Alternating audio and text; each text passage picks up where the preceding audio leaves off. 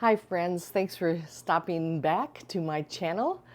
My name is Amy Brown. I make videos about midlife, female friendships, Amazon finds, and Aldi and everything in between. Today I'm going to be talking about ghosting.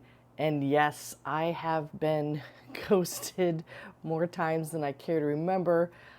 Today I'm going to be focusing upon one particular story.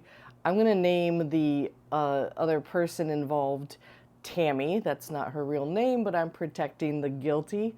Tammy is the name of a woman that my sister's husband left her for. So in my mind, that's the name of the villain. I also had a Tammy in my life when I was in middle school that used to, in front of the whole class, make fun of my acne. So that is a second reason why Tammy has to be the name of the villain in all of my stories. So I'm outside. It is crazy hot in Florida today. We actually, in Florida, have a heat advisory, which you'd think, isn't that every day in the summer? But no, today is especially hot. So I have my iced tea here, and I'm under a ceiling fan, but it is not really cutting it with the Florida humidity. So I'm talking to you about the ghosting. This, in my particular story, I'm going back about, give or take, 10 years. I had a work bestie. We used to share funny memes. We would, make fun of the same things during the office meetings. We would meet for coffee. We would, hype each other up. I then didn't work at that same place any longer, and it was really radio silence. There was no fight, there was no argument, there was no drama, just poof, this person who I thought had my back, and the friendship just stopped abruptly. I did expect the friendship to change, obviously, when you don't work together anymore. But I think just how quickly that happened was a bit of an eye opener for me. So, I mean, it stinks. It's like getting a punch in your gut. And maybe this wasn't my best friend of all time. But as I said before, this is somebody I thought had my back, and then they just vanished. So, yeah, that really stings. And you want to analyze and think back, how could I have done things differently? And I can think of many ways that I could have handled things differently. I don't know if the other person, Tammy, is analyzing how the friendship ended and what Tammy could have done differently, but I don't know if there's any point in going down that rabbit hole and thinking over, every minute and what I could have done differently, because it just drives you crazy, and I don't know that it gets you anywhere. You do obviously want to do some self-reflection for sure, but you can take that too far. And I do read all of your comments, so I know that many of you, I've read thousands of comments, and I deeply appreciate your comments. And I know that many of you have been ghosted in different ways. Sometimes ghosting starts slowly, and you just think that's weird. I've asked this person, I don't know, to have coffee with me a couple times, and they're always busy, and they say, we'll get together soon. But in my case, in the times that I have been ghosted, it seems more abrupt. And you just never hear from the person again. And then, you look on Instagram and you see this person, you see Tammy out at brunch with new people without you, and it's like, okay, nice, cool, that's nice. Um, just like in a romantic relationship, you would hope that there would be some minor brief mourning period before they move on so quickly, but that was not my case with Tammy. Social media just makes it worse. There's no way around it, because you're not just ghosted, you're watching your own exclusion in real time play out in photos. And that those photos and social media really hits hard. So a good decision is to kind of mute the post from Tammy, unfollow, or just take a break from social media.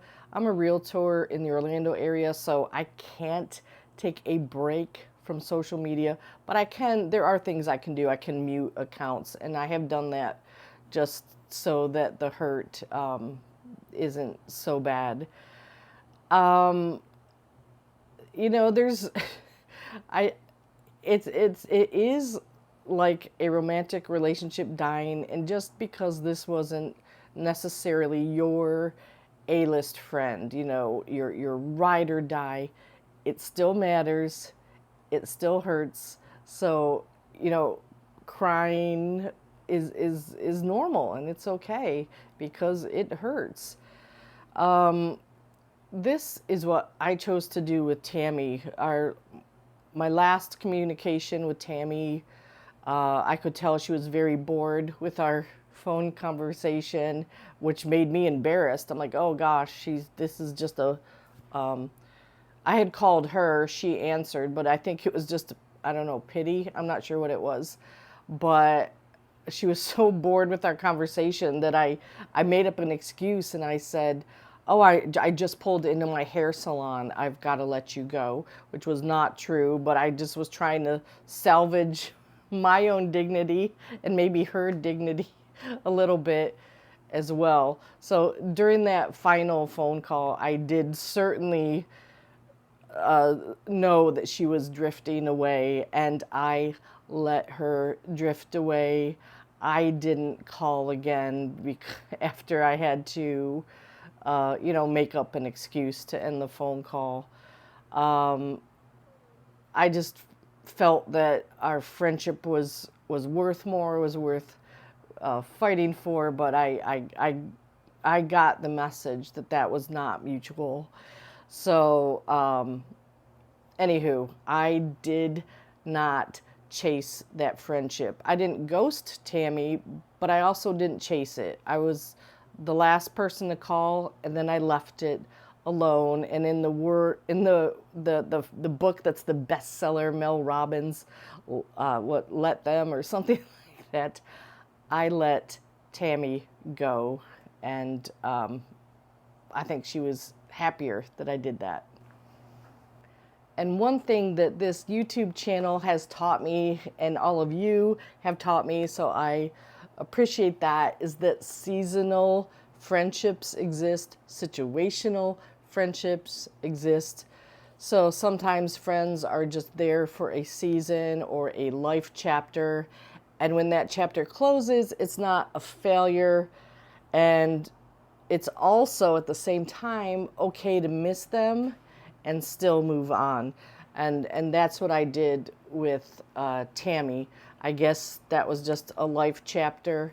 I thought it was going to be a forever friendship, but obviously I was wrong.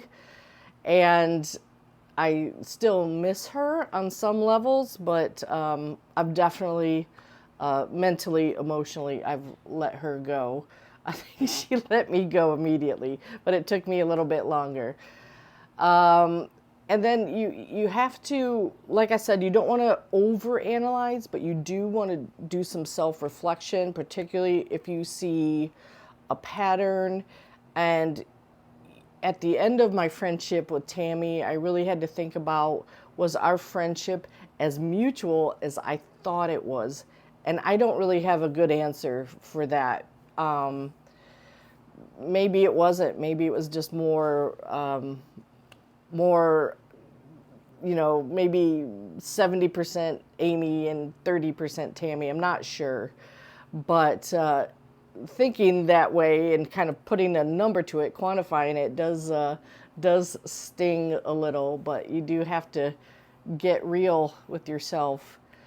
And after the friendship is gone, you really need to focus on the friends that actually pour back into the ones that do show up. I have friends from other states that I have lived in that are long-term friends that do have my back, and it's wonderful to keep in contact with them, and they know all of these stories, and it's so funny because they watch my videos and they say, "I know who that is. I know." But yes, if you're watching this, you know who Tammy really is. So I just personally, when I have a loss, just try to learn. What can I learn? That's the best you can do. And every friendship teaches us something. So, learn from it. Learn, and I have learned from it, and I have given thought to some of the red flags that were there early on, but also B, how I could have handled the ending, the closing chapter better than I did. There was definitely a lot of room for improvement in that area. But friendships shift because we shift. And I love evolving, and it's okay to walk away from someone that doesn't value you. So if you're talking to a friend on the phone and they're obviously bored talking to you, I'm worth more than that. I'm worth someone dialing in and listening to me, and vice versa. So if you're watching this video, I would love to get the comments going.